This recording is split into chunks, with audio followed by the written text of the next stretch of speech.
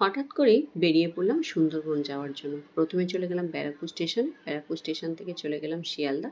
শিয়ালদা থেকে 7:42-এর ক্যানিং লোকাল ধরে পৌঁছে গেলাম ক্যানিং স্টেশনে। ওখানে লোকনাথ ট্রাভেলসের লোক প্রথম থেকেই আমাদের জন্য অপেক্ষা করছিল।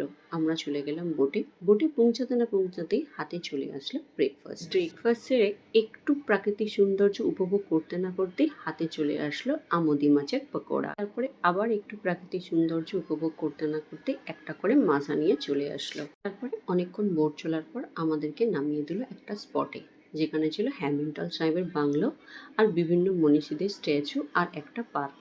আমরা এদিক ওদিক পার্কটা ঘুরে নিয়ে আবার চলে গেলাম আমরা বোটে। বোটে পৌঁছাতে না পৌঁছাতেই চলে আসলো লাঞ্চ। লাঞ্চে ছিল ভাত, ডাল, ফুলকপির তরকারি, কাতলা মাছের কালিয়া আর চিংড়ি মাছের মালাইকারি, চাটনি, পাঁপড়। পেট পুড়ে খেয়ে আমি চলে আসলাম নিচে।